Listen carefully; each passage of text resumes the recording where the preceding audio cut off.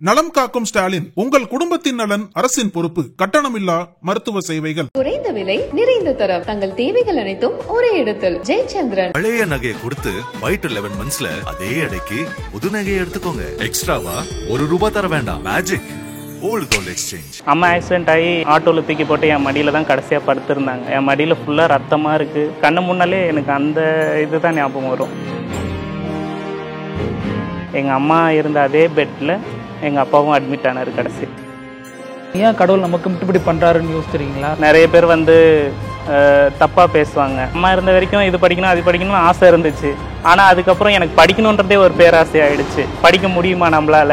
ஏன்னா அந்த படிப்பு கிடைக்காதுன்றது தெரிஞ்சிச்சு. எங்க ஊர் சைடு யாருக்குமே அகரம் ஃபவுண்டேஷன் பத்தின அவேர்னஸே கிடையாது. என் ஃப்ரெண்டு மூலியமா தான் தெரிஞ்சு அப்ளை பண்ணேன். இந்த மாதிரி ஒரு லெட்டர் எழுதி போடுறா, 3 இயர்ஸுக்கு என்னென்ன ஃபீஸ் எனக்கு செலவாகுமோ எல்லா ஃபீஸுமே அகரம் தான் கட்டினாங்க. 3 month once 6 month once work shop நடக்கும். இது தனியா அகரம்ல நடக்கும். எனக்கு இந்த இங்கிலீஷ் நாலேஜை டெவலப் பண்ணிக்கிறதுக்கு ஈஸியா இருந்தது. ஒரு பிறப்பிலே கற்ற கல்வி 7 பிறப்புகளிலும் பாதுகாப்பாய் நிற்கும் என்று திருக்குறள் சொல்கிறது. 7 பிறப்பு இருக்கிறதா என்பது தெரியவில்லை. ஆனால் இப்பிறப்பில் கல்வி கண்டிப்பாக துணை நிற்கும் என்று தங்கள் வெற்றிகளால் வெளிச்சம் போட்டு காட்டுகின்றனர் அகரம் மாணவர்கள். ஆம், அகரத்தால் கல்வி அடைந்த மாணவர்கள். கல்விக்கு பணம் இல்லை, கற்கும் சூழல் இல்லை, ஏன் அம்மா அப்பா இல்லை என்றாலும் கூட உங்களுக்கு இந்த அகரம் இருக்கிறது, இந்த அண்ணன் இருக்கிறேன் என்று அவர்களை இவ்வளவு தூரம் அழைத்து வந்திருக்கிறார் நடிகர் சூர்யா. இல்லை, நமது சூர்யா. அன்று அறம் செய்ய விரும்பு என்ற ஒற்றை எண்ணத்துடன் தொடங்கிய இந்த பயணம் இன்று 6000 பேர் வாழ்வை மேம்படுத்தியுள்ளது. அகரம் துணையுடன் கற்றவர்கள் நல்ல நிலையை அடைந்த பிறகு அவர்களும் கைகோர்த்து சேர்ந்து நடத்தும் இயக்கமாக இருப்பதுதான் அகரத்தின் சிறப்பு. கல்விக்கான உதவியை பணமாக தந்துவிட்டு விலகிக் கொள்வதில்லை. படிப்பை தாண்டியும் வழிகாட்டியாக, ஆசிரியராக, அண்ணனாக, நண்பனாக இருக்கின்றனர் அகரம் தன்னார்வலர்கள்.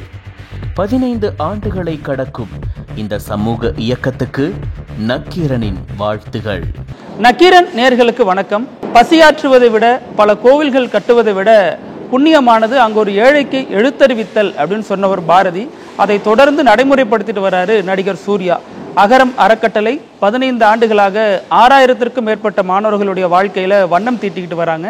அதுல ஒரு துளியாக இன்று நம்முடன் கலந்திருப்பவர் திரு அருண் கனகராஜ். அவரிடம் பேசலாம். அகரத்தினுடைய வாழ்க்கை, இவரது வாழ்க்கை எப்படி இருந்துச்சு, எப்படி இதை கடந்து வந்தார், இன்னைக்கு என்னவாக இருக்காரு, இது மாதிரி நிறைய கேள்விகளோட அவரை சந்திக்கலாம். வணக்கம். வணக்கம். அருண் கனகராஜ் பெற்றோர் இருவரையும் சிறு வயதிலேயே இழந்த ஒருவருக்கு அக்கா தங்கை இருவரையும் கரை சேர்க்க வேண்டும் எனும் பெருஞ்சுமை தோளை பிடித்து தொங்கும் போது கனவெல்லாம் கனவாகவே காலாவதியாகிவிடும். ஆனாலும் ரஜினி பட வசனம் போல அசோக் உன் கேலண்டர்ல குறிச்சு வச்சுக்கோ என விரட்டி அடித்த உறவுகளிடம் சொல்லி அடித்து தனி ஒருவனாக சபாஷ் போட வைத்துள்ளார் அருண் கனகராஜ். கேட்டதும் எனர்ஜி கொடுக்கும் அந்த வெற்றி கதை இதோ. முதல்ல உங்க கதையை சொல்லுங்க. என்னோட பேர் அருண் கனகராஜ். நான் அகரம் 2015 விதை பேட்ச். ஸோ என்னோட ஊருன்னு பார்த்தீங்கன்னா திருப்பத்தூர் பக்கம் 24 கிலோமீட்டர் தள்ளி இருக்கிற ஒரு குக்கிராமம் தான். அந்த கிராமத்திலேருந்து கவர்மெண்ட் ஸ்கூல்லே படித்து வளர்ந்த ஒரு பையன்தான். என் கூட பிறந்தவங்கன்னு பார்த்தா அக்கா, ஒரு தங்கச்சி. எனக்கு அம்மா அப்பா அவங்க 2 பேருமே இறந்துட்டாங்க. என்னோட 10 வயசில் எங்கள் அம்மா இறந்துட்டாங்க. அப்புறம் என்னோடய 12 வயசில் எங்கள் அப்பா இறந்துட்டார். எதனால அடுத்தடுத்து இந்த மாதிரி? எங்கள் அம்மா நான் 5th முடித்தேன் அந்த டைமு. ஸோ அந்த டைம் 5th முடிச்சுட்டு லீவில் எல்லோரும் வெக்கேஷன் அவங்கவுங்க உறவினர்கள் வீட்டுக்கு போயிட்டு வருவாங்க செய்வாங்க. அந்த டைம் என்னோடய ரிலேட்டிவ் வீட்டுக்கு போயிட்டு வந்துட்டு ஊரில் ஒரு திருவிழாவுக்காக எங்கள் பாட்டி வீட்டுக்காக போயிட்டுருந்தோம். போயிட்டுருக்கும்போது ஒரு ஆக்சிடெண்ட். அந்த டைமில் எல்லாரும் போகும். நான், அம்மா, தங்கச்சி, அக்கா மட்டும் அப்போ இல்லை. நானும், அம்மா, தங்கச்சி, எங்கள் அத்தை பொண்ணு இவங்கெல்லாம் போயிட்டு இருந்தோம். இப்போ போயிட்டுருக்கும்போது நான் இன்னொரு வண்டியில் போயிட்டு இருந்தேன். என் தங்கச்சி, அம்மா, அத்தைலாம் ஒரு வண்டியில் வந்துட்டு இருந்தாங்க. அவங்க வந்த வண்டியை இன்னொரு வண்டி குறுக்கால வந்த வண்டி இடித்து சடனாக ஆக்சிடெண்ட் ஆகிடுச்சு. அப்போ எனக்கு வயசு 10, 5th ஸ்டாண்டர்ட் முடிச்சிருந்தேன். அதுக்கப்புறம் நிறைய ட்ரீட்மெண்ட் அப்போவே வந்து ரொம்ப செலவு பண்ணி எங்கள் அம்மாவோட அண்ணா மாமாங்கெல்லாம் ட்ரீட்மெண்ட் கொடுத்தாங்க. இருந்துமே ட்ரீட்மெண்ட் பண்ண முடியாமல் கடைசியாக இங்கே ஜிஹெச்சில் ராஜீவ்காந்தி ஹாஸ்பிட்டல் நான் சென்னை வந்தது எங்கள் அம்மாவை பார்க்க அந்த ராஜீவ்காந்தி ஹாஸ்பிட்டலுக்கு தான். ஸோ கடைசியாக அவங்க அந்த இறக்குற நிலமையில் இருக்கும்போது அவங்க பார்க்கணுன்னு சொல்லிட்டு எங்கள் 3 பேரையும் வர வச்சு பார்க்க வச்சாங்க. அதுதான் அம்மாவுக்கு அப்படி ஆச்சு. அதுக்கப்புறம் ஒரு வருஷம் எங்கள் அப்பா வெளிநாட்டில் இருந்தார். வெளிநாட்டில் இருந்தவர் அம்மா 3 மாதம் தான் ஆயிடுச்சு அவர் வெளிநாட்டுக்கு போய் 3 மாதம் ஆனதும் இந்த மாதிரி மனைவிக்கு இந்த மாதிரி ஆயிடுச்சுன்னு சொல்லி சொன்னதும் ஆக்சிடெண்ட் ஆனதும் வந்துட்டார். அவர் வந்துட்டு மறுபடியும் அவர் வெளிநாட்டுக்கு போகல. இங்கேயே அவர் கொஞ்சம் ட்ரிங்க்ஸ் பண்ணுவார். ஸோ இப்படியே ஊர்லேயே அங்கங்கே கிடைக்கிற வேலையை பார்த்துட்டு இங்கேயே இருந்துட்டார். ஸோ அதுக்கப்புறம் 1 இயர் கழித்து தான் அவருக்கும் ஒரு முறை சும்மா ஏதாச்சும் கடைக்கு வெளியே போகலான்ட்டு போனவர் அங்கே பைபாஸில் ஆக்சிடெண்ட் ஆகிட்டு அவரும் இறந்துட்டார். இப்போது எப்படி இருந்துச்சு இந்த சின்ன வயசுலேயே அம்மா அப்பாவை இழந்த தருணத்தில்? நீங்கள் ஒரு ஆள் தான் வீட்டில், ஆம்பளை பிள்ளை, நம்ம தான் இயல்பாக நம்ம தோளில் தான் அந்த பாரம்லாம் ஏறும். அதை எப்படி ஹேண்டில் பண்ணீங்க? ஆக்சுவலாக நான் ஒரே ஒரு பையன் தான். இருந்தாலும் எனக்கு மேலே என் அக்கா ஒருத்தி இருக்கா. ஸோ அவள் வந்து என்னோட பாதி பாரத்தை என் அக்கா தான் சுமந்துட்டு இருந்தா. அக்காவுக்கு என்ன வயசு? அக்காவுக்கு அப்போ என்னை விட 4 வயசு அவள் பெரியவள். அவளுக்கு 9 வயசு. காலேஜெலாம் படிக்கலாம். எனக்கு 10 வயசு இருக்கும்போது அம்மா இருக்கும்போது அவளுக்கு 9 வயசு. என்னோட 4 வருஷம் பெரியவள். ஸோ அவளோட பேம்பரிங் அவளோட அடைக்கலத்தில் தான் இருந்தோம் நானும் தங்கச்சியும். சொல்ல போனால் அம்மா இறந்ததுக்கப்புறம் அப்பா எங்களை பார்த்துக்கிட்டாரு. ஆக்சுவலாக எங்களுக்கு வீடுன்னு எதுவும் சொந்த வீடுன்னு கிடையாது. எங்கள் பரம்பரை வீடுன்னு ஒன்று இருந்துச்சு. எங்கள் அப்பா வந்து வீட்டில் பெரியவர். அதனால் அந்த பரம்பரை வீடு எங்கள் தாத்தா இருந்த வீடு வந்து என்ன ஆகும், எங்கள் அப்பாவுக்கு ஆட்டோமேட்டிக்காக அதில் இருந்துக்கோங்கன்னு சொல்லி கல்யாணம் பண்ணி விட்டாங்க. ஸோ அந்த வீட்டில் தான் எல்லோரும் சந்தோஷமாக தான் இருந்தோம். எல்லா விஷயமே நல்லா தான் நடந்துட்டு இருந்துச்சு. அம்மா இந்த ஆக்சிடெண்ட் ஆகிற வரைக்கும் எல்லாமே இருக்கும். எது கேட்டாலும் நினச்ச நேரத்துக்கு கிடைக்கும், எது கேட்டாலும் நமக்கு கிடைக்குன்ற ஒரு நம்பிக்கை இருக்கும். ஸோ எல்லாமே இருந்துட்டு திடீர்னு எதுவுமே இல்லாமல் போன மாதிரி அம்மா இறந்ததுக்கப்புறம் ஆயிடுச்சு. அதுக்கப்புறம் அந்த வீடு இருந்த இடம் வந்து எங்கள் சித்தப்பாவுக்கு அவருக்கு பங்கு போயிடுச்சு. ஸோ அதனால் வீடு வந்து நமக்கு சொந்தம் இல்லை இல்லையா, என்றைக்காக இருந்தாலும் அந்த இடம் வந்து அவங்களுக்கு சொந்தம் போது அந்த வீடு அவங்க என்ன வேணால் பண்ணலாம். ஸோ அப்போ இருந்தே எங்கள் அம்மாவுக்கு ஆசை வந்து ஒரு வீடு எப்படியாச்சும் கட்டிடணும் அப்படின்னு சொல்லிட்டு ரோட்டோரமே எங்கள் ஊருக்குள்ளே நுழையிற இடத்துலையே ரோட்டோரம் எங்களுக்கு இடம் வீடு கட்டுறதுக்காக எங்கள் தாத்தா கொடுத்துருந்தாரு. அந்த இடத்துல தான் வந்து எங்கள் அம்மா வெளிநாட்டுக்கு எங்கள் அப்பாவை அனுப்பி அவங்க நகையெல்லாம் வச்சு வீடு கட்ட ஆரம்பித்தாங்க. நான் 2nd ஸ்டாண்டர்ட் படிக்கும்போதே வீடு கட்ட ஆரம்பிச்சிட்டாங்க. வீடு கட்ட ஆரம்பித்து 4th ஸ்டாண்டர்ட் படிக்கும்போது மோல்டிங்கெல்லாம் போட்டு செவர் எழுப்பி மோல்டிங் போட்டாங்க. அந்த வீட்டில் வந்து 1 இயர் எங்கள் அம்மா குடியும் இருந்தாங்க. அப்போ வந்து இந்த ஃப்ரைட் ரைஸ் கடை மாதிரி வச்சுருந்தோம் எங்கள் ஊர் டவுனில். எங்கள் வீட்டிலேருந்து ஒரு 5 கிலோமீட்டர் தொலைவு.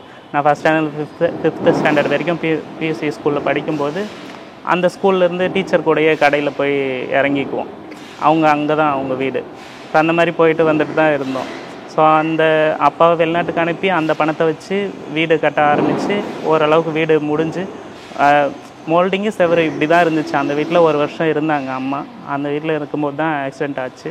அதுக்கப்புறம் அதே வீட்டில் தான் அப்பாவும் எங்களை பார்த்துக்கிட்டாரு. அப்பா தான் சமைப்பார், அக்காவை சமைக்க விட மாட்டார். ஏன்னா அவள் 12th படிச்சுட்டு இருந்தா. அப்போ அவங்க படிக்காட்டியும் அம்மாவும் வந்து 10th வரைக்கும் தான் படிச்சிருக்காங்க. அப்பாவும் வந்து ரொம்ப கம்மியாக தான் படிச்சிருக்காரு. இருந்தாலுமே பசங்க எப்படியாச்சும் படிக்கணும் அப்படின்றது ஆசை. அம்மா அப்பாலாம் அப்போவே வந்து ஸ்கூலில் வந்து இந்த இதுவாக இருப்பாங்களே, ஸ்கூலில் வந்து மகளிர் குழு தலைவர் அந்த மாதிரி அதுவாக இருந்தாங்க அம்மா. ஸோ அவங்களுக்கு பசங்களுக்கெல்லாம் ஏதாச்சும் பண்ணுறது இது பண்ணுறதுனா பிடிக்கும். படிக்கிறது ரொம்ப பிடிக்கும். பசங்களை படிக்க வைக்கணும், எப்படியாச்சும் படிக்க வச்சுட்டா பெரிய ஆள் ஆகிடுவாங்க பசங்கன்னு ஒரு நம்பிக்கை எங்கள் அம்மாவுக்கு. பொண்ணாக இருந்தாலும் சரி பையனாக இருந்தாலும் சரி, என் பொண்ணெல்லாம் நான் கல்யாணம் பண்ணி கொடுக்குறது அவள் பட்டம் வாங்கினதுக்கப்புறம் தான் பண்ணி கொடுப்பேன்னு சொல்லுவேன் அம்மா. ஸோ அந்த மாதிரி ஒரு கேரக்டர் தான். திடீர்னு இந்த மாதிரி ஆனதுக்கப்புறம் என்ன பண்ணுறதுன்னு தெரியல. குடும்பம் நல்லா குழஞ்சி போய்டும். அம்மா தானே. ஆமாம், அம்மா தான். ஒரு அப்பா இல்லாட்டியும் ஒரு குழந்தைங்க வந்து இருந்துருவாங்க. அம்மா இல்லாட்டி வந்து இருக்கவே முடியாது அந்த ஃபேமிலி. அம்மா இல்லாமல் வளர்கிற குழந்தைங்களுக்கும் அப்பா இல்லாமல் அம்மா மட்டும் வளர்த்த குழந்தைங்களுக்குமே நிறைய வித்தியாசம் இருக்கும். இங்கே ஃபஸ்ட்டே அவங்க போயிட்டதும் என்ன பண்ணுறது ஏது பண்ணுறதுன்னு ஒன்றுமே புரியல. எல்லாமாவும் இருந்தாங்க. திடீர்னு காணோம், இனிமேல் அவங்க லைஃப்பில் இல்லவே இல்லைன்னு நினைக்கும் போது ஒன்றுமே புரியல. சரி ஓகே அப்படின்னு சொல்லிட்டு அடுத்து என்ன அதுவும் ப்ரைவேட் ஸ்கூலில் படிக்க வைக்கணும், இங்கிலீஷ் மீடியம் படிக்கணும்னு ஆசை. நான் 5th ஸ்டாண்டர்ட் முடிச்சுட்டு 6th ஸ்டாண்டர்ட் போகிறதுக்கு என்னை ப்ரைவேட் ஸ்கூலில் சேர்க்கறதுக்கு எல்லா ட்ரெஸ் எல்லாம் எடுத்து வச்சுட்டாங்க. ட்ரெஸ் எல்லாம் எடுத்து வச்சுட்டு இந்த மாதிரி ஆயிடுச்சு. சரின்ட்டு கவர்மெண்ட் ஸ்கூலுக்கு ரெடி பண்ணி அனுப்பிச்சிட்டு இருக்கும்போது தான் நான் 6th ஸ்டாண்டர்ட் போகிறதுக்கு சட்டை எடுத்து மாட்டுறேன். கவர்மெண்ட் ஸ்கூல்லே சேர்த்துட்டாங்க. எங்கள் அப்பா ஹாஸ்பிட்டலில் எங்கள் அம்மாவை விட்டுட்டு என்னை அட்மிஷன் போடுறதுக்கு ஸ்கூலுக்கு வந்தார். ஹாஸ்பிட்டலில் எங்கள் அம்மா பெட்டில் இருக்காங்க. என்னை 6th ஸ்டாண்டர்ட் அட்மிஷன் போடுறதுக்கு எங்கள் அப்பா ஹாஸ்பிட்டல்லேருந்து ஊருக்கு வந்து அட்மிஷன் போட்டு எங்கள் அம்மாக்கிட்ட வந்தார். வந்துட்டு அடுத்த நாள் ஸ்கூலுக்கு கிளம்புறேன். எங்கள் ஊரில் இருக்கிற ஒரு டெலிஃபோனுக்கு, அப்போ ஃபோன் கிடையாது இல்லையா, எங்கள் அப்பா கிட்ட மட்டும் 1100 அந்த சின்ன ஃபோன் ஒன்று. இதெல்லாம் எந்த வருஷம் நடக்குது? இது வந்து 2006ன்னு நினைக்கிறேன். 2006 அம்மா இதுவானது. அந்த டைமில் இந்த மாதிரி ஆச்சு. அது டெலிஃபோனுக்கு கால் வந்துச்சு. கரெக்டாக ஸ்கூல் ஷர்ட் எடுத்து மாட்டிட்டு ரெடி ஆகிட்டு இருக்கேன். இந்த மாதிரி நாகராணி வந்து இறந்துட்டாங்க அப்படின்னு சொல்லி கவர்மெண்ட் ஹாஸ்பிட்டல்லேருந்து கால் வந்துச்சு. அதுக்கப்புறம் எனக்கு அப்போ அவ்வளோக்கா தெரியாது இல்லையா. என் தங்கச்சி என்னை விட ரொம்ப சின்ன பொண்ணு, அவள் குழந்தை, அவளுக்கு இன்னும் தெரியாது எதுவுமே. அப்போ தான் ஒரு வருஷம் அதுக்கப்புறம் பார்த்துக்கிட்டாரு. எங்கள் வீட்டில் அந்த மோல்டிங் இன்கம்ப்ளீட்டாக இருந்த வீட்டில் தான் இருந்தோம். உள்ளே எல்லாம் மண் தரையாக தான் இருக்கும்.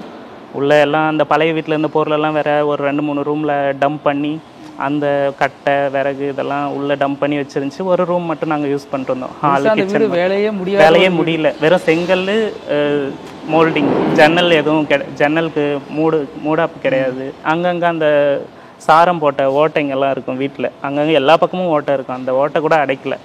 அந்த ஓட்டைக்கெல்லாம் வச்சு கல்லெல்லாம் வச்சு அடைச்சி ஏதாச்சும் பாம்பு ஈஸியாக ஏறி வந்துடும். நிறைய டைம் வந்து படுக்கையில் பாம்பெல்லாம் வந்திருக்கு வீட்டில், அக்கா தங்கச்சி தூங்கிட்டு இருக்கும்போது. ஸோ இந்த மாதிரி ரொம்ப கஷ்டப்பட்டு தான் வளர்ந்தோம். அப்பா இறந்ததுக்கப்புறம் எங்கள் அப்பாவோட தவறுனாங்க. அப்பா வந்து அதான் அவர் எதாச்சியாக வந்து வெளியில் கிளம்பலான்னு போனார். போயிட்டு இருக்கும்போது அவங்க ஃப்ரெண்டு கூட போயிட்டு இருக்கும்போது ட்ரிங்க் பண்ணியிருப்பார் போல். ட்ரிங்க் பண்ணிவிட்டு வெளியே போயிருந்துருக்காங்க. பைபாஸில் போயிட்டு இருக்கும்போது ஆக்சிடெண்ட்டு, திடீர்னு ஒரு ஆக்சிடெண்ட்டு. அந்த ஆக்சிடெண்ட்டில் அன்றைக்கி தான் வெளியே போனார். இந்த மாதிரி ஆக்சிடெண்ட் ஆகிடுச்சுன்ட்டு எங்கள் தாத்தாவுக்கு ஃபோன் பண்ணி, எங்கள் சின்ன தாத்தா இருந்தார், அவருக்கு கால் பண்ணி சொன்னாங்க, இந்த மாதிரி யாரோ உங்கள் ஊர் ஆள் ஆக்சிடெண்ட் ஆகிட்டாங்கன்னு மட்டும் சொன்னாங்க. யாருன்றது தெரியல. எனக்கு அப்போவே ஒரு பயம் ஆகிடுச்சு. உங்கள் ஊர் ஆளுங்க இப்போ தான் எங்கள் அப்பா போனார், ஏதாச்சும் ஆகிடுச்சோன்ற மாதிரி ஒரு மாதிரி பயம் ஆகிடுச்சு. எங்கள் அக்கா அந்த பக்கம் போயிட்டு இருந்தால் போய் அவளை கூப்பிட்டு வந்தேன். இந்த மாதிரி தாத்தா போயிருக்காரு, என்னன்னு தெரியல, பயமாக இருக்குது அப்படின்னு. அதுக்கப்புறமா பார்த்தா போயிட்டு எங்கள் தாத்தா பார்த்துட்டு வந்து கனகராஜ் தான் ஆக்சிடெண்ட் ஆகிட்டு அப்படின்னு. அதுக்கப்புறம் அங்கேருந்து சிஎம்சிக்கு ஏற்றிட்டு வந்து அங்கேருந்து இங்கே அதே ஹாஸ்பிட்டல், அதே எங்கள் அம்மா இருந்த அதே பெட்டில் தான் எங்கள் அப்பாவும் இறந்தார். எங்கள் அம்மா இருந்த அதே பெட்டில் எங்கள் அப்பாவும் அட்மிட் ஆனார் கடைசியாக. அம்மா வந்து எல்லா ஹாஸ்பிட்டலும் போயிட்டு கடைசியாக ஜிஹெச்சுக்கு ராஜீவ்காந்தி ஹாஸ்பிட்டல் வந்தாங்க. அதே அவசர சிகிச்சை பிரிவில் அதே பெட், எங்கள் அம்மா போட்ட அதே பெட்டில் தான் இயல்பாகவே அது. எங்கள் அப்பாவை கடைசியாக பார்க்க நாங்கள் போகல, யாரும் போக முடியல. அதுக்குள்ளே அவர் இறந்துட்டார். அங்கே இருந்தவங்க எங்கள் ரிலேட்டிவ்ஸ் தான் சொன்னாங்க, நாகராணி இருந்த அதே பெட்டில் தான் அவன் உயிரும் போச்சு அப்படின்னு சொல்லி. அதுக்கப்புறம் ஆக்சிடெண்ட்டுங்கிற ஒரு வார்த்தை நம்மளை எவ்வளோ ரொம்ப இதுவாகும். ஒரு டிவி சேனல்லையோ இல்லை ஒரு ஏதோ ஒரு இடத்துல கூட ஆக்சிடெண்ட்டுங்கிற வார்த்தையை கேட்டாலே ஒரு மாதிரி அந்த ஞாபகம் தான் வரும். ஏன்னா அம்மா ஆக்சிடெண்ட் ஆகி என் மடியில் தான் ஆட்டோவில் தூக்கி போட்டு என் மடியில் தான் கடைசியாக படுத்திருந்தாங்க. சின்ன பையன், அவங்க வாங்கி கொடுத்த அந்த ட்ரெஸ்ஸை போட்டு என் மடியில் ஃபுல்லாக ரத்தமாக இருக்குது. அவங்க கண்ணீரோட அந்த ரத்தம் பார்க்க அந்த கண்ணு முன்னாலே எனக்கு அந்த இது தான் ஞாபகம் வரும். அவங்க அந்த நிலமையில் இருந்தது தான். ஆக்சிடெண்ட்டுனாலே எனக்கு அதுதான் ஞாபகம் வரும். ஸோ ரொம்ப நிறைய நாள் ஃபீல் பண்ணியிருக்கேன். தனியாக அவங்க ரெண்டு பேருமே இல்லைன்ட்டெல்லாம் நிறைய ஃபீல் பண்ணியிருக்கேன். நிறைய விஷயங்கள் ஞாபகப்படுத்தும் இல்லையா இந்த லைஃப்பில் நமக்கு. ஒரு பேரண்ட்ஸ் மீட்டிங்காக இருக்கட்டும், இல்லை நார்மலாக ஒரு அம்மா அப்பாவும் தான் பிள்ளைங்க கூட, என் ஃப்ரெண்ட்ஸ் நிறைய பேர் இருக்காங்க. ஸோ அவங்க வீட்டிலலாம் எனக்கு வந்து அந்த 2 பேர் இல்லை, அதுக்கு பதில் என்னோடய ஃப்ரெண்ட்ஸு மூலயமா எனக்கு அவங்க கிடச்சிருக்காங்க. ஏன்னா அவங்களோட அப்பா அம்மாலாம் அவங்க பையன் மாதிரி பார்த்துக்கிறாங்க. ஸோ இதெல்லாம் கிடைச்சது நான் எங்கள் ஊரை விட்டு வெளி உலகத்துக்கு வந்து இங்கே காலேஜ் படித்து அதுக்கப்புறம் இங்கே பழக ஆரம்பித்தப்பறம் தான் இவ்வளோ பெரிய சர்க்கிள் எனக்கு கிடச்சி. எங்கள் ஊரில் இருந்த வரைக்கும் எனக்கு அந்த 4 பேர் 10 பேரை தவிர யாருமே தெரியாது. இதில் அம்மா மறைஞ்சதுக்கப்புறம் அப்பா அம்மாவாக இருந்தார். அப்பா மறைஞ்சதுக்கப்புறம் அம்மா அப்பாவே அக்கா மாறி இருந்தாங்க. அக்காவுக்கு சில நெருக்கடிகள் அந்த வயதில் வரும். அது உங்களை எப்படி கையாண்டாங்க? நீங்கள் எப்படி அக்காவுக்கு உறுதுணையாக இருந்தீங்க? பொருளாதாரத்துக்கு அந்த நேரத்தில் என்ன பண்ணீங்க? வேறு யாரும் உதவுனா குடும்பத்தில்? இப்போ அம்மா இறந்ததுக்கப்புறம் அப்பா இருக்காருன்ற ஒரு தைரியத்தில் இருந்தோம். ஒரு வருஷத்துலேயே அவரும் தவறிட்டாருன்னும் போது எல்லாரும் சொந்தக்காரங்க, எங்கள் மாமாங்க 4 பேர், எங்கள் அம்மாவை தான் கடைசி, 5வது எங்கள் அம்மா, 4 பேர் அண்ணனுங்க. இவங்க 4 பேர் 4 பக்கம் இருக்காங்க. ஸோ பசங்களை வந்து எப்படியாச்சும் பார்த்துக்கோங்கன்னு சொல்லிட்டு எங்கள் அப்பாவோட தம்பிக்கிட்ட எங்களை 3 பேரையும் ஒப்படைச்சிட்டு எங்கள் அப்பாவோட இறந்த அந்த இதெல்லாம் சடங்கெல்லாம் முடிஞ்சதும் எங்களை ஒப்படைச்சிட்டு எல்லோரும் கிளம்பிட்டாங்க ஆளுக்கு ஒரு பக்கம். நாங்கள் மறுபடியும் அதே கவர்மெண்ட் ஸ்கூலில் கண்டினியூ பண்ணோம், ஸ்கூல்ஸ் கண்டினியூ பண்ணிகிட்டு இருந்தோம்.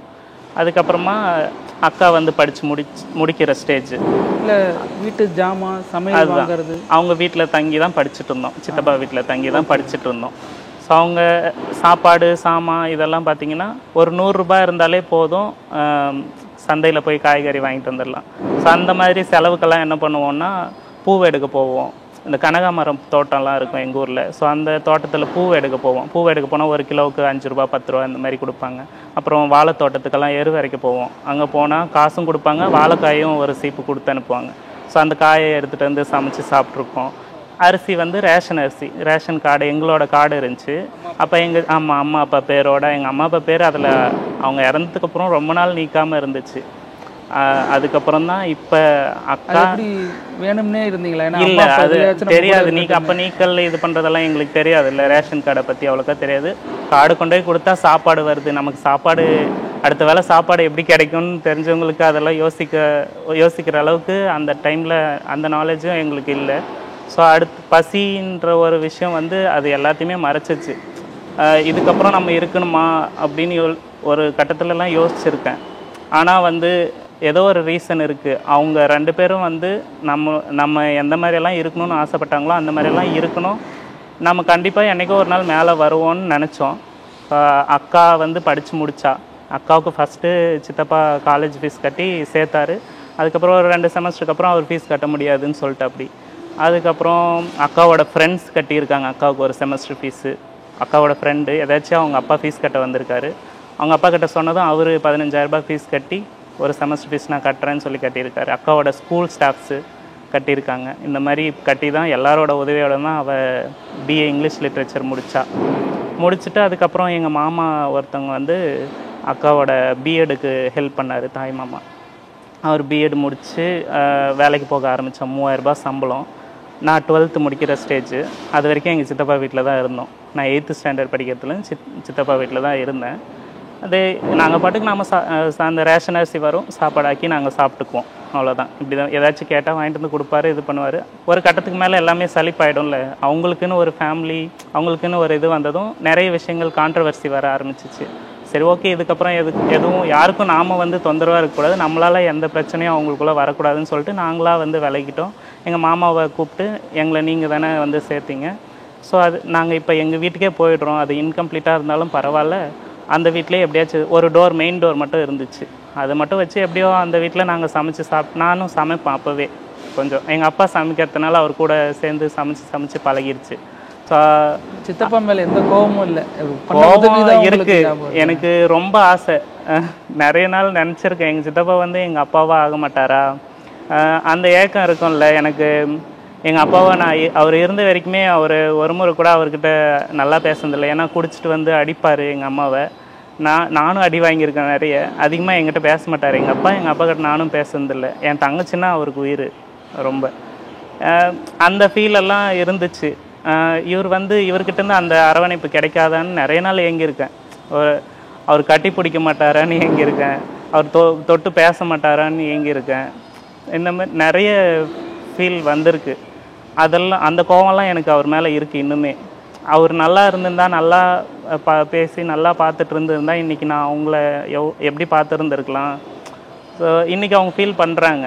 இல்லை இதை எப்படி புரிஞ்சுக்கிறது? ஏன்னா ஏதோ ஒரு வடிவத்தில் மரணம் வருது சரி, ஆனால் 2 பேரும் விபத்தில் இறக்குறது, அடுத்தடுத்த 2 வருடங்கள் இருக்கிறதெல்லாம் நீங்கள் அதை பற்றி யோசிக்கிறப்ப என்ன தோணும்? ஏன் கடவுள் நமக்கு மட்டும் இப்படி பண்ணுறாருன்னு யோசிச்சிருக்கீங்களா, அல்லது இதை கடந்து போகணும் அப்படிங்கிறது எப்படி முதல்ல? அதுதான் யோசித்தோம். ஏன் இந்த மாதிரி நமக்கு ஒன்றுமே புரியல, அப்படியே பிளாங்க் ஆகிட்டு உட்காந்துட்டோம் 3 பேரும். அவங்க வீட்டில் விட்டுட்டாங்க, சரி படிக்க போகிறோம், நம்ம பாட்டு ஸ்கூலுக்கு போயிட்டு வந்தாலும் ஒரு இன்செக்யூரிட்டின்றது ஃபீல் ஆகும் இல்லைங்களா. நமக்கு வந்து அடுத்த வேலை சாப்பாடு, அடுத்த வேலை துணி, என்ன பண்ணுறது, ஏதாச்சும் ஒரு நீடுன்னா, பேசிக் நீடுன்னா 2 பொட்ட பிள்ளைங்க இருக்காங்க. இப்போ எனக்கு அப்போ கொஞ்சம் கொஞ்சமாக மெச்சூரிட்டி வர டைம். 10th படிக்கிறேன், 11th படிக்கிறேன். அடுத்தடுத்து என்ன விஷயம் நடக்குன்றது தெரியும். நிறைய நாள் வந்து அரிசி காலி ஆகிடும், சாப்பிடாமல் இருந்திருக்கோம். இந்த சாப்பாடு போய் நம்ம யார்கிட்ட கேட்போன்ற ஒரு இது. வெளியில் யார்கிட்டயாச்சும் போய் கேட்டால் யாராச்சும் ஏதாச்சும் நினச்சிப்பாங்களோன்ற ஒரு இன்செக்யூரிட்டி இருந்திருக்கு. ஏன் நமக்கு மட்டும் இதெல்லாம் நடந்திருக்கு, ஏன் இப்படி 2 பேரையும் எடுத்துக்கிட்டோமா, 2 பேரும் நம்மளை விட்டு போகணுமா, யாராச்சும் ஒருத்தர் இருந்துருந்தால் நம்ம இப்படி வந்து இன்னொருத்தவங்கக்கிட்ட இருக்கணும்னு அவசியம் இல்லையே அப்படின்ற மாதிரியெல்லாம் தோணும். ஆனாலும் எங்கள் அம்மா எங்களுக்கு சொல்லி கொடுத்த விஷயங்கள் எல்லாம் தான் அன்றைக்கி எங்களை தனியாக எங்கள் வீட்டுக்கு வர வச்சுன்னு நினைக்கிறேன். ஏன்னா அன்றைக்கி எடுத்த தைரியமான முடிவு தான் என்னைக்கு நாங்கள் அங்கேருந்து வெளியே வந்து எங்கள் வீட்டில் தங்கி நாங்கள் சர்வை பண்ண ஆரம்பித்தோமோ அன்றைக்கி தான் சர்வைவல்னால் என்னன்றதை கற்றுக்கிட்டோம். தனியாக வந்து இந்த உலகத்தில் அம்மா அப்பாவோ இல்லாட்டியும் ஒரு பசங்க ஒழுக்கமாக வளர முடியும், ஒரு பசங்க இந்த மாதிரி நல்லா படித்து நல்ல நிலைமைக்கு போக முடியுன்றது வந்து தெரிஞ்சுக்கிட்டோம். கொஞ்சம் கொஞ்சமாக ஓவர் அட்வான்டேஜ் எடுத்துப்பாங்கல்ல, உங்களுக்கு நல்லது செய்கிறங்கிறப்ப கண்டிப்பாக வேறு சில விஷயங்கள் உங்கள்கிட்ட இருந்து எதிர்பார்க்குறப்ப நான் 2 பெண்கள் வளர்றது சாதாரண விஷயம் கிடையாது. அந்த மாதிரி சுச்சுவேஷனில் நீங்கள் எப்படி? கண்டிப்பாக அந்த மாதிரி எடுத்தும் இருக்காங்க. நிறைய பேர் வந்து தப்பாக பேசுவாங்க. ஊர்லேயே வந்து ஒரு சிலரெல்லாம் ஊர்லலாம் கிராமத்து சைடெல்லாம் எப்படி பேசுவாங்கன்னு தெரியும்ல. அம்மா அப்பா இல்லை, இந்த பசங்களாம் எப்படி வளரப்போகுதுங்க, இந்த பசங்க லைஃப் என்ன ஆக போகுது அப்படின்னு அவங்க கவலைப்பட்டுட்டு அவங்க போயிடுவாங்க. கடந்து போகிறதும் கவலைப்படுறதும் மட்டும்தான் அவங்க வேலை. அதை எப்படி ப்ராசஸ் பண்ணி நம்ம எப்படி சக்ஸஸ்ஃபுல்லாக வரணும்னு யோசிக்கிறது நம்மளோட வேலை இல்லையா. அவங்க சொல்ல மட்டும்தான் முடியும். சரி, யாராலையும் சொல்கிறவங்க வந்து யாருமே செய்ய மாட்டாங்க. அவங்க வந்து அவங்கள நாங்கள் யாரையுமே பாதர் பண்ணிக்கல. சொல்லப்போனால் பேசுகிறவங்கள பற்றி நாங்கள் அதை காது கொடுத்து கேட்கல. நம்ம காது கொடுத்து கேட்டால் தானே அதை பற்றி கவலைப்படணும். ஸோ நிறைய பேர் சொல்லியிருக்காங்க. ஃப்ரெண்ட்ஸ் எல்லாம் நிறைய ஃப்ரெண்ட்ஸ் தான் சப்போர்ட் பண்ணியிருக்காங்க. ஊரில் இருந்த ஃப்ரெண்ட்ஸு, அக்காவோட ஃப்ரெண்ட்ஸு. எனக்கு வந்து அல்சர் அந்த டைம்லலாம் சாப்பிடாம வந்திருக்கு. அக்காவோட ஸ்கூல் ஸ்டாஃப் வந்து அவங்க ஸ்டூடெண்ட்ஸை அனுப்பி என்னை ஹாஸ்பிட்டலுக்கு கூட்டின்னு போக வச்சாங்க. இந்த மாதிரியெல்லாம் ஹெல்ப் பண்ணியிருக்காங்க. ஆமாம், முகம் தெரியாத எவ்வளோ பேர் லைஃப்பில் நிறைய பேர். தீபாவளி, பொங்கல் இந்த மாதிரி சமயங்களில் எல்லோரும் குடும்பத்தோடு இருக்கிறப்ப அந்த நேரத்தில் நம்ம எப்படி பண்ணுறது இது அப்படிங்கிறது ஒரு அப்பா ஆக்சுவலாக இறந்ததே பொங்கல் அப்போ தான். அதுக்கப்புறம் பொங்கலே வந்து எங்கள் குடும்பத்தில் ஒரு வருஷத்துக்கு செலிப்ரேட் பண்ணக்கூடாதுன்னு சொல்லிட்டாங்க. அதுக்கு அடுத்த பொங்கலே செலிப்ரேட்டெல்லாம் பண்ணல. அதுக்கு அடுத்த பொங்கல் வந்து எல்லாரும் புது துணி வாங்குறாங்க, இது பண்ணுறாங்கன்ட்டு எங்கள் சித்தப்பாவும் எடுத்து கொடுப்பாரு துணி. போக போக கொஞ்சம் நாங்களும் கேட்குறத விட்டோம், அவங்களும் எதுவும் இது பண்ணிக்கிறதில்ல. சரி, என்னைக்காச்சும் மாமா வந்து தாய்மாமாங்க ஊருக்கு வந்தால் எடுத்துகிட்டு வந்து கொடுப்பாங்களா ட்ரெஸ்ஸு, இல்லை நம்ம ஏதாச்சும் வேலைக்கு போய் நம்மளே எடுத்துக்கலாமா இப்படியெல்லாம் தோணும். நமக்கு அந்த திருவிழா தேவைதானா, இவங்க இல்லாத கொண்டாடியே ஆகணுமா, நமக்குன்னு கொண்டாட ஏதோ ஒரு நாள் இருக்கும், அன்றைக்கி நம்ம கொண்டாடிக்கலான்ற ஒரு எண்ணமும் இருந்திருக்கு. என் ஃப்ரெண்டு வீட்டிலலாம் போய் தங்கி கொண்டாடி இருக்கேன். அவங்க ஊரில் திருவிழா அவங்க கூப்பிட்டு போயிடுவான். பொங்கலுக்கு என்ன அவங்க வீட்டுக்கு கூப்பிட்டு போயிடுவான். 3 நாள் 4 நாள் அங்கே தான் பொங்கலுக்கு செலிப்ரேட் பண்ணிவிட்டு நான் வீட்டுக்கு வந்துடுவேன். அக்கா இப்படி எங்கள் அத்தை வீட்டுக்கு அப்பா கூட பிறந்த ஒரு தங்கச்சி இருக்காங்க. எங்கள் அத்தை ஒரே ஒரு அத்தை, அவங்க வந்து ஊருக்கு கூப்பிடுவாங்க, அவங்க ஊருக்கு போயிட்டு வருவோம். இப்படி வேறு ஒருத்தவங்க கூட மட்டும்தான் நாங்கள் குடும்பமாக இருந்து 3 பேரும் தனித்தனியான ஒரு இதுவாக ஆகிட்டோம். அது வந்து இப்போ இன்கம்ப்ளீட்டாக இருக்குது. இது என்றைக்கு தான் இந்த இன்கம்ப்ளீட்டான இந்த 3 பேரும் கம்ப்ளீட்டான ஒரு குடும்பமாக ஆகும்ன்ற ஏக்கம்லாம் நிறைய நாள் இருந்திருக்கு. இப்போது நீங்கள் எதுவுமே இல்லாமல் நிராயுதபாணியாக இருக்கிற நேரத்தில் அகரம் எப்படி உங்கள் வாழ்க்கையில் வந்துச்சு, அதை எப்படி நீங்கள் தெரிஞ்சுக்கிட்டீங்க? அதுதான் இப்போ 12th முடிச்சுட்டு நான் வரேன். 12th வரைக்கும் கவர்மெண்ட் ஸ்கூல்? ஆமாம், கவர்மெண்ட் ஸ்கூலில் தான் படித்தோம். நாங்களாக தான் படித்தோம். அப்போ அந்த காலகட்டத்தில் நீங்கள் சித்தப்பா விட்டு வெளில வந்துட்டீங்க. ஆமாம். அப்போது வேறு எதுவும் வேலைக்கு போயிட்டு வந்தீங்க? ஆமாம், ஆக்சுவலாக நான் 9th 12th படிச்சிருக்க சொல்லையே 9th ஸ்டாண்டர்ட்லலாம் இந்த 9th 12th வரைக்கும் லீவ் கிடைக்கும் இல்லையா, அந்த 2 month லீவு கவர்மெண்ட் ஹாலிடே, மே லீவ் வந்து கிடைக்கும், முழாண்டு விடுப்புன்னு கிடைக்கும். அந்த விடுப்புலலாம் என்ன பண்ணுவேன், பெங்களூரில் எங்கள் சொந்தக்காரர் சித்தப்பா ஒருத்தர் இருக்க மேஸ்திரியாக வேலை பார்ப்பார். அவர் வந்து சரி நீ உன் செலவுக்கு ஆகும், நான் உனக்கு வேலை வந்து பார்த்து நான் இது பண்ணுறேன், நீ என் கூட இருந்துக்கோ, வந்து சும்மா என் கூட ஹெல்ப் பண்ணுறதுக்கு நான் ஒரு சம்பளம் மாதிரி வாங்கி தரேன்னு சொல்லிட்டு அவர் என்னை பெங்களூர் கூப்பிட்டு போய் கலவை கலக்கிற வேலைக்கு போனேன், சித்தாள் வேலைக்கு போயிட்டு அங்கே வந்து 150 ரூபாய் எனக்கு கூலி, பொம்பளால் கூலி தான் போட்டு கொடுத்தாங்க. ஃபஸ்ட்டு நான் போய் ஜாயின் பண்ணும்போது 1 மாதம் அங்கே வேலை பார்ப்பேன். அந்த 1 மாதம் முடிச்சு வரும்போது என் சாப்பாடு காசு போக மீதி 3000 ரூபாய் எனக்கு கொடுத்து அனுப்புவாங்க. அந்த 1 மாதத்துக்கு உண்டான சம்பளம், அந்த 3000 ரூபாய் சம்பளத்தில் தான் ஃபஸ்ட் டைம் இல்லையா, நான் அந்த வேலைலாம் பார்த்ததில்ல. ஃபஸ்ட் டைம் பார்க்கவும் காலெல்லாம் அப்படியே அந்த சிமெண்ட்டில் நின்று கால் ஓட்ட விழுந்திருக்கும்.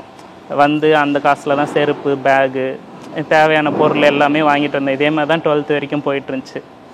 அதுக்கப்புறம் அக்கா வந்து டீச்சராக ஒரு ஸ்கூலில் 3000 ரூபாய் சம்பளத்துக்கு ஜாயின் பண்ண ஆரம்பித்தா நாங்கள் எங்கள் வீட்டுக்கு தனியாக வந்துவிட்டோம். ஸோ அங்கே இருந்தபோதும் எங்களோட ரேஷன் கடை வச்சு தான் சாப்பிட்டுட்டு இருந்தோம். இங்கே வந்து அதே ரேஷன் கடை வச்சு இடம் தான் வேறையே தவிர மற்ற எல்லாமே ஒன்று தான். ஸோ ஏதோ ஒரு வேலை இந்த மாதிரி கிடைக்கிற வேலைக்கு போயிட்டு அதை வச்சு சந்தைக்கு போய் செலவு வாங்கிப்போம். ஸ்கூலில் போடுற சத்துணவுங்கிறது எவ்வளோ முக்கியமாக இருந்துச்சு? கண்டிப்பாக அதெல்லாம் ரொம்ப முக்கியமாக இருந்துச்சு. ஏன்னா நிறைய நாள் வந்து வீட்டில் அதான் அரிசி காலியாயிடும்னு சொல்லியிருக்கேன் இல்லையா, அரிசி காலியாயிட்ட டைமில் வந்து காலையில் செய்கிற சாப்பாடை வந்து ஈவினிங் வச்சுட்டு மத்தியானம் வந்து சத்துணவு ஸ்கூலில் சாப்பிட்டுக்கலாம் அப்படின்னு சொல்லிட்டு ஸ்கூலுக்கு போய் நான் மத்தியானத்துக்கு எடுத்துகிட்டு போக மாட்டேன். ஏன்னா ஸ்கூலில் தான் சத்துணவில் தான் இருந்துருக்கு. அம்மா இருந்த போதுமே கூட ஈவன் சத்துணவு சாப்பிட்ருக்கேன். அவங்களும் சாப்பாடு செய்யாத டைமில் மேக்ஸிமம் கொடுத்து அனுப்பிடுவாங்க, போய் சத்துணவு சாப்பிடு ஒன்றும் பிரச்சனை இல்லை அப்படின்னு சொல்லுவாங்க. ஸோ சத்துணவு நிறைய நாள் வந்து என் பட்னியை வந்து போக்கியிருக்கு. நிறைய நாள் அதை நினச்சி நான் ரொம்ப கிரேட்ஃபுல்லாக ஃபீல் பண்ணியிருக்கேன். நமக்கு அந்த சத்துணவு மட்டும் இல்லைன்னா என்ன ஆயிருப்போம், அந்த ரேஷன் அரிசி இல்லைன்னா என்ன ஆயிருப்போம்னெல்லாம் யோசிச்சிருக்கேன். நீங்கள் ஒரு புத்தகம் வாங்குறதுலேருந்து புத்தக பை வாங்குறதுலேருந்து ஒரு சித்தாள் வேலைக்கு போய் வாங்க வேண்டிய சூழ்நிலை. ஆமாம். ஒருவேளை சாப்பாடுக்கு அவ்வளோ கஷ்டம். உங்கள் சக மாணவர்கள் இது எதையுமே பற்றி பொருட்படுத்தாமல் வேறு மாதிரி செலவு பண்ணுறாங்க. அதை பார்க்குறப்போ உங்களுக்கு என்ன தோணும் அந்த காலகட்டத்தில்? எல்லாருக்குமே ஆடம்பரமாக ஒரு சில விஷயங்கள் எல்லாம் ரொம்ப அத்தியாவசியமாக இருக்கும் இல்லையா, அந்த அத்தியாவசியத்தை மீறி அவங்களுக்கு ஆடம்பரமாக வேறு விஷயங்கள் தேவைப்பட்டுச்சு. எங்களுக்கு அந்த அத்தியாவசியமே பெரிய ஆடம்பரம் மாதிரி தெரிஞ்சிச்சு. அதுதான் முக்கியமான காரணம் எனக்கு தெரிஞ்சு. வழியா இந்த வார்த்தையை தாண்டி எப்படி சொல்ல முடியும்? ஆமாம், அத்தியாவசியமே எங்களுக்கு ஒரு பெரிய ஆடம்பரம் மாதிரி தான் தெரிஞ்சிச்சு. ஒரு அந்த ரேஷன் அரிசி அந்த இது கிடச்சிச்சு, சத்துணவு எனக்கு நான் போய் பிளேட் எடுத்து சாப்பாடு எனக்கு வந்துச்சு. கடைசி சாப்பாடு காலியாகிறதுக்கு முன்னாடி எனக்கு கிடச்சிச்சுன்னா அதுவே நான் ஆடம்பரம், நான் பணக்காரன், எனக்கு சாப்பாடு கிடச்சிச்சு, எனக்கு உங்களுக்கு கிடைக்கலன்ற மாதிரி தான் எனக்கு இருக்கும். ஏன்னா அது எனக்கு அத்தியாவசியம் அந்த டைமில். அதுவே எனக்கு பெரிய ஆடம்பரமாக தான் தெரிஞ்சிச்சு. அதனால் நான் மேக்ஸிமம் மற்றவங்க யாரும் பேசுகிறதையோ மற்றவங்க யாரோட செயல்பாட்டையோ வந்து நாங்கள் எதுவுமே கண்டுக்கல. அதுதான் இவ்வளோ தூரம் கொண்டு வந்திருக்கு.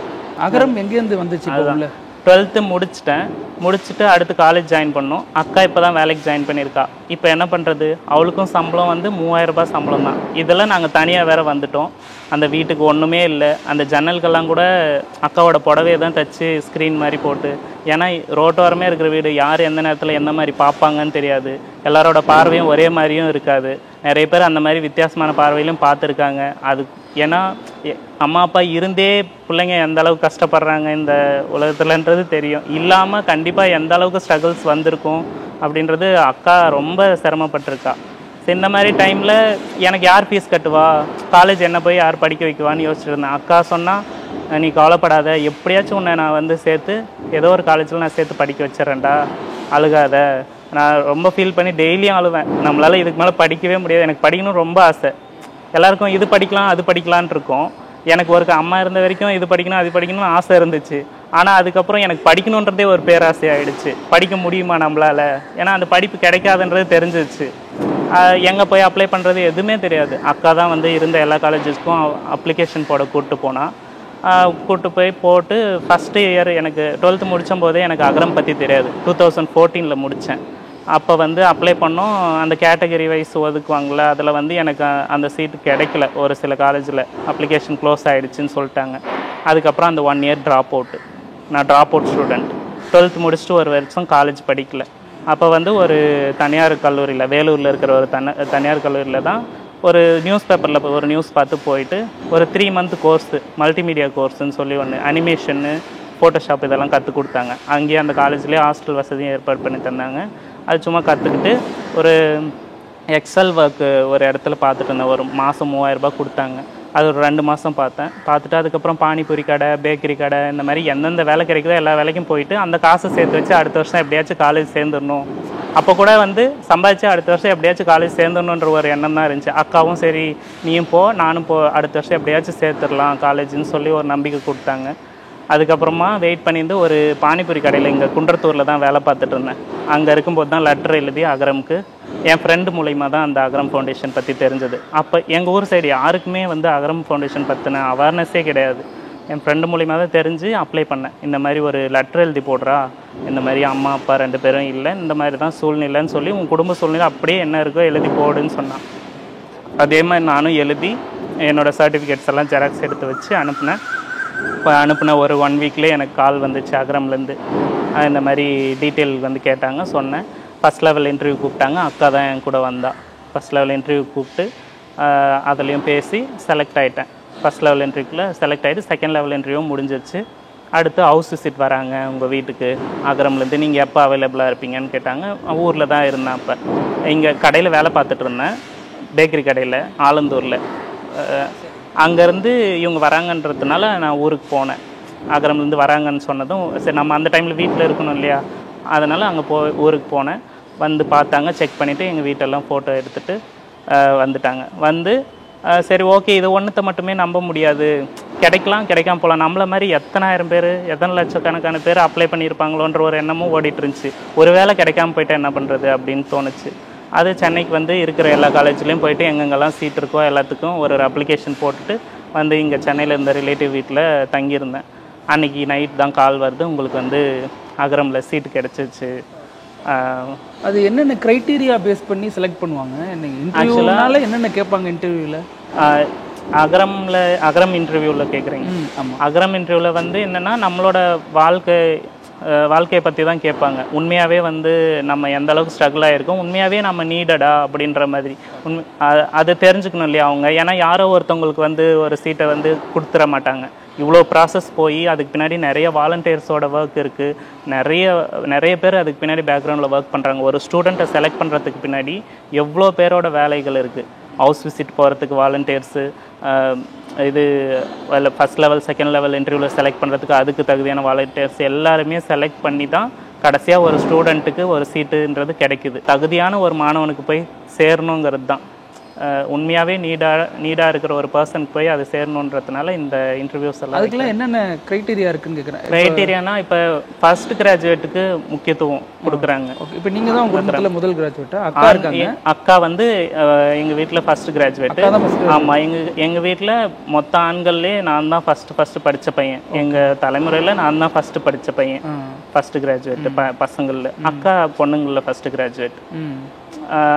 அக்கா படித்து முடிச்சதுக்கப்புறம் எனக்கு இந்த மாதிரி அகரமில் சீட்டு கிடைச்சிது. அன்றைக்கி கால் வந்துச்சு. நீங்கள் அப்ளை பண்ணுற காலேஜில் கொடுப்பாங்களா அல்லது உங்களுக்கு தோதா? இல்லை, இப்போ அகரம்க்குன்னு ஒரு குறிப்பிட்ட காலேஜஸில் குறிப்பிட்ட சீட் இருக்கும். ஸோ அந்த சீட்ஸ் வந்து அகரம் ஸ்டூடெண்ட்ஸ்க்கு மட்டும்தான். ஸோ எந்தெந்த காலேஜ்லலாம் சீட் இருக்கோ என்னோட மார்க் பேஸ் அங்கே மட்டும்தான் மார்க் யூஸ் பண்ணுவாங்க. ஏன்னா காலேஜில் வந்து ஜாயின் பண்ணுறது வந்து நம்மளோட மார்க் பேஸ் பண்ணி தானே ஜாயின் பண்ணுவாங்க. செலக்ட் பண்ணுறதுக்கு வந்து மார்க்கை வந்து ஒரு க்ரைட்டீரியாவாக வைக்க மாட்டாங்க அகரம். செலக்ட் பண்ணுறது முழுக்க ஒரு ஃபேமிலி அந்த ஸ்டூடெண்ட்டோட ஃபேமிலி பேக்ரவுண்டு, அவனுக்கு உண்மையாகவே படிக்கணுங்கிற எண்ணம் இருக்கா, அதை வச்சு மட்டும்தான் செலக்ட் பண்ணுறாங்க. மற்றபடி மார்க் வந்து நம்மளோட கோர்ஸ் வந்து நம்ம என்ன எடுக்கணும் எடுக்கக்கூடாதுன்னு முடிவு பண்ணுறது மார்க் தான். ஸோ அங்கே கட் ஆஃப் அது இதுன்னு நிறைய இருக்கும். மெடிக்கல் சீட் வேணும், இன்ஜினியரிங் சீட் வேணும்னா அதுக்கு கட் ஆஃப்ன்றது இருக்குது. எனக்கு வந்து ஆர்ட்ஸ் அண்ட் சயின்ஸு கிடச்சிது. ஸோ கோயம்புத்தூரில் இருக்கிற ஒரு காலேஜில் தான் கிடச்சிது.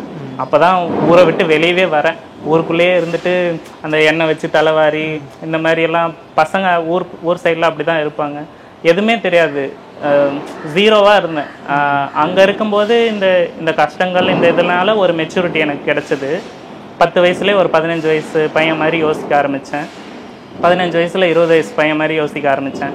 அடுத்து அக்காவை பார்த்துக்கணும், தங்கச்சியை பார்த்துக்கணும், இவங்களுக்கு உண்டான சேஃப்டியெல்லாம் எப்படி நாம் பார்த்துப்போம் அப்படின்றதெல்லாம் இருந்துச்சு. இங்கே வந்து இவ்வளோ கஷ்டப்பட்டு காலேஜ் சேர்ந்துட்டீங்க. காலேஜில் நெருக்கடி இருக்கும்ல, என்ன இருந்தாலும் படிப்பு அவ்வளோ எளிதாக இருக்காது, புரியாது. அப்படிங்கிறப்ப பேசாமல் விட்டுட்டு போயிடலான்னு தோணுச்சா, அல்லது எப்படி மல்லு கட்டி படிக்கணுங்கிற உத்வேகம் எங்கேருந்து? கண்டிப்பாக நீங்கள் சொன்னது உண்மைதான். அது அப்படியே எனக்கு தோணியிருக்கு.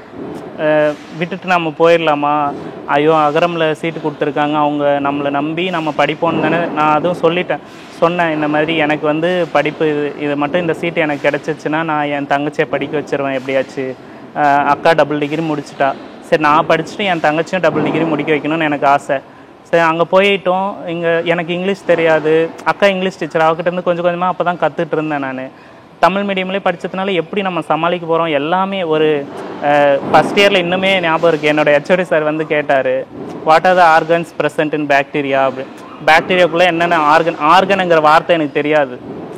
ஆர்கனுங்கிற அந்த லெட்டர் உறுப்பு, ஆர்கன்னா உறுப்பு, என்னென்ன ப்ரெசன்ட் ஆகிருக்கு அப்படின்றத கேட்குறாங்க. அது தெரியல. அந்த ஒரு வார்த்தை தெரியாததுனால அன்றைக்கி எல்லோரும் முன்னாடியே தெரியல, இது கூட தெரியலையா அந்த மாதிரி எனக்குள்ளே ஒரு இன்ஃபீரியாரிட்டி காம்ப்ளெக்ஸ் வர ஆரம்பிச்சிச்சு. இங்கிலீஷ் தெரியாது, நம்ம எப்படி சமாளிக்க போகிறோம், ரொம்ப பயம். அதுக்கப்புறம் அகரமில் வந்து படிப்பு மட்டும் இல்லாமல் நிறைய இந்த மாதிரி லைஃப் ஸ்கில் ட்ரைனிங் எல்லாம் கொடுப்பாங்க. 3 month ஒன்ஸ் 6 month ஒன்ஸ் வந்து ஒர்க் ஷாப் நடக்கும். இது தனியாக அகரமில் நடக்கும். ஸோ அந்த ஒர்க் ஷாப்ஸு, அந்த ட்ரைனிங் ஸ்கில்ஸு டெவலப்மெண்ட் ட்ரைனிங் எல்லாமே எனக்கு வந்து இந்த இங்கிலீஷ் நாலேஜை வந்து டெவலப் பண்ணிக்கிறதுக்கு ஈஸியாக இருந்தது. இன்னொன்று எனக்குன்னு ஒரு மென்டாரை வந்து ஃபிக்ஸ் பண்ணாங்க. ஸோ அந்த மென்டார் அண்ணா கிட்ட ஹெல்ப் கேட்டேன். அப்புறம் ஃபோன் பண்ணி எல்லாருக்கிட்டையும் புலம்ப, என் டியூஷன் வாத்தியாருக்கெல்லாம் ஃபோன் பண்ணி, சார் இங்கிலீஷ் சார் அவர், சார் என்னால் சமாளிக்க முடியல, அப்படி தான் இருக்கும் போன புதுசில், இந்த மாதிரியெல்லாம் சொல்லக்கூடாது, உனக்கு ஒரு சீட் கிடச்சிருக்கு, உனக்கு படிக்கிறதுக்கு ஒரு வாய்ப்பு கிடச்சிருக்கு, நீ அதை யூஸ் பண்ணிக்கணும் தம்பி, படி, ஏதாச்சும் டவுட்னா என்கிட்ட கேளு, டிக்ஷனரி ரெஃபர் பண்ணு, உனக்கு புரியாத வார்த்தை இது பண்ணி எழுதி அப்படின்னு சொன்னார். அதுலேருந்து நான் என்ன பண்ணேன், எல்லா நோட்ஸ் எல்லாம் எடுக்கவே முடியாது, எல்லோரும் ஃபாஸ்ட்டாக நோட்ஸ் எடுப்பாங்க, எடுக்க முடியாது, ரொம்ப ஸ்ட்ரகிள் ஆனேன் ஃபஸ்ட்டு ஒரு 3 month. அந்த 3 monthமே என்ன பண்ணேன், இந்த வார்த்தைகளெல்லாம் எழுதி வச்சு டிக்ஷனரியில் போயிட்டு ரெஃபர் பண்ணி அதுக்கு மீனிங் மேலே எழுதி வச்சுப்பேன் தமிழில் எனக்கு புரிஞ்ச மாதிரி. எந்த ஒரு லாங்குவேஜும் நம்மளோட லாங்குவேஜில் படிக்கும்போது அது ஈஸி ஆகிடும் இல்லையா. அப்போ தான் தெரிஞ்சுக்கிட்டேன், ஓகே எந்த மாதிரி படிக்கணுன்றத, அந்த இங்கிலீஷை எப்படி நம்ம கற்றுக்கணுன்றது தெரிஞ்சுக்கிட்டேன். மென்டார் அண்ணாவும் எனக்கு மெயிலெல்லாம் அனுப்புறதுக்கு சொல்லி தந்தார். இங்கிலீஷை அதை கரெக்ஷன் பண்ணுவார். மெயில் நீ டைப் பண்ணி அனுப்பு, நான் கரெக்ஷன் பண்ணி கொடுக்குறேன்ட்டு, நீ எவ்ரி வீக் எனக்கு மெயில் சென்ட் பண்ணணும், எவ்ரி வீக் எனக்கு மெசேஜ் சென்ட் பண்ணணும், அந்த வீக் என்ன நடந்துச்சுன்றத ஒரு மெயிலாக சென்ட் பண்ணுவேன் அவருக்கு. அந்த மாதிரியெல்லாம் அனுப்பி இது பண்ணி இந்த ஒர்க் ஷாப்ஸ் மூலயமா தான் எனக்கு அந்த ஃபியர் போச்சு. அடுத்த 3 மாதம் கழித்து நான் நல்லா நோட்ஸ் எடுக்க ஆரம்பித்தேன். என்னோடய நோட்ஸை வாங்கி பசங்களாம் நோட்ஸ் எடுக்க ஆரம்பிச்சிட்டாங்க. அந்த அளவுக்கு நான் இங்கிலீஷ் கற்றுக்க ஆரம்பிச்சிட்டேன். காலேஜ் டைமில் அந்த வயசுக்கே உரிய சில விஷயங்கள்லாம் இருக்கும். ஆமாம், அதிலெல்லாம் நம்ம கான்சன்ட்ரேட் பண்ணக்கூடாதுன்னு கட்டுப்பாடாக இருந்திருப்பீங்களா, அல்லது நம்ம குடும்ப சூழ்நிலையை ஒட்டி நம்ம அது வேண்டாம் அப்படிங்கிற நிலையை நோக்கி நகர்வீங்க? ஆக்சுவலாக ஒருத்தவங்க வந்து ஒரு எந்த ஒரு இதுவுமே அவங்களுக்கு தேவையான பேசிக் நீட்ஸே இல்லை, அவங்களுக்கு தேவையான எதுவுமே வாழ்க்கையில் இல்லைன்னும் போது அதை தாண்டி இருக்கிற வேறு சில விஷயங்கள் எதுவுமே அவங்களுக்கு கண்ணுக்கு தெரியாது. அப்படி தான் நான் இருந்தேன். எனக்கு வந்து என் லைஃபு, என் அக்கா தங்கச்சி எப்படியாச்சும் நல்லா பார்த்துக்கணும், என்னை நம்பி அவங்க 2 பேரை விட்டுட்டு போயிருக்காங்க, அவங்க 2 பேரும் எனக்காக விட்டுட்டு, நான் என்னை பார்த்துக்கிறதுக்காக விட்டுட்டு போயிருக்காங்க. எப்படியாச்சும் அம்மா இன்கம்ப்ளீட்டாக விட்டுட்டு போன அந்த வீட்டை, அந்த ஊர்லேயே ஃபஸ்ட்டாக ஆரம்பித்தது வீட்டு வேலை எங்களுது, அதை எப்படியாச்சும் இன்றைக்கி அவங்க நினச்ச மாதிரி கட்டி முடிக்கணும்னு ஒரு எண்ணம் மட்டும்தான் ஓடிட்டு இருந்துச்சு. மற்ற எல்லாருமே பசங்க எல்லாம் ஜாலியாக இருப்பாங்க, இது பண்ணுவாங்க, எல்லோரும் கூட நான் ஜாலியாக போவேன் வருவேன். ஃபஸ்ட்டு ரொம்ப ஸ்ட்ரகிள் ஆச்சு, எல்லோரும் கூட பழகிறது செய்கிறது பழகாமல். அப்புறம் எங்கள் ஹெச்ஓடி வந்து பசங்கிட்டலாம் சொல்லி, அவனை பார்த்துக்கோங்க, கொஞ்சம் உங்கள் வீட்டுக்கெல்லாம் கூப்பிட்டு போங்க, நீங்கள் மேனேஜ்மெண்ட் ஸ்டூடெண்ட் தானே, இங்கே தானே இருக்கீங்க, அவன் ஊருக்கு போகணும், வீடு ஃபீலிங்கெல்லாம் வரும்ல அப்படின்னு சொல்லி அவர் சொல்லி பசங்கக்கிட்ட சொல்லி கூப்பிட்டு போக வைப்பார். பசங்க அப்படி கூப்பிட்டு பழக்கமாயிட்டாங்க. இப்போ நல்ல அங்கே திருப்பூர், கோயம்புத்தூர் ஃபுல்லாக எல்லாருமே ஃப்ரெண்ட்ஸ் தான். ஸோ அந்த அளவுக்கு அகரம் வந்து காலேஜ் சீட் மட்டும் தருவாங்களா, ஹாஸ்டலுக்கான இதுவும் அவங்க பார்த்து? ஹாஸ்டலுக்கான ஃபீஸும் தான் எல்லாமே. டோட்டல் எனக்கு 3 இயர்ஸுக்கு என்னென்ன ஃபீஸ் எனக்கு செலவாகுமோ எல்லா ஃபீஸுமே அகரம் தான் கட்டினாங்க. என்னோடய பர்சனல் நீட்ஸை தவிர, நான் ஊருக்கு போகிறது வர்றது இதுக்கெல்லாம் என் அக்கா பணம் அனுப்புவா, அதை வச்சு நான் ஊருக்கு போவேன் வருவேன். எனக்கு தேவையான பேசிக் திங்ஸ், இந்த சோப்பு சீப்பு எண்ணெய் இதெல்லாம் நான் வந்து வாங்கிப்பேன். ஊருக்கு போயிட்டு வரும்போது நான் வாங்கிட்டு வந்துடுவேன், இது பண்ணிக்குவேன். மற்ற எல்லா ஃபீஸு, டியூஷன் ஃபீஸ், அந்த இது எல்லாமே காலேஜ் டியூஷன் ஃபீஸு, ஃபுட்டுக்கு, ஹாஸ்டலுக்கு எல்லாத்துக்குமே அகரம் ஃபவுண்டேஷன் தான் ஃபீஸ் கட்டினாங்க. அக்காவோட தலகாணியில் பாம்பு இருந்திருக்கு, ஆனால் அதுங்களுக்குமே மேபி தெரிஞ்சிருக்கு இவங்கள எதுவும் பண்ணிடக்கூடாது, நாங்களும் அதை எதுவும் பண்ணல, அதை விட்டுடுவோம். கம்ப்ளீட் ஆகிடுச்சு, அம்மா அப்பாவோட ப்ரெசன்ஸ் இருக்கணும்னு சொல்லி. வீட்டுக்கு என்ன பேர் வச்சிங்க? கனகராஜ் நாகராணி இல்லம். அன்னைக்கு இழந்த அம்மாவும் அப்பாவும் தான் இன்னைக்கு அகரமாவும் அண்ணாவாவும் சூர்யானா மூலமா கிடைச்சிருக்குன்ற ஒரு. நக்கீரன் டிவிக்கு சப்ஸ்கிரைப் செய்யுங்கள். உங்கள் ஆதரவே எங்கள் பலம். ஆசிரியர்களுக்கு நண்பனாகவும் மாணவர்களுக்கு ஆசானாகவும் திகழும் தேர்வு வழிகாட்டி. ஒவ்வொரு பாடத்திற்கும் அனுபவமிக்க ஆசிரியர்களின் துல்லியமான தெளிவான விடைகள். CNC இருக்கு, தேர்வு பயம் எதற்கு? இது தீரன் பப்ளிஷிங் ஹவுஸ் விற்பனை வெளியீடு.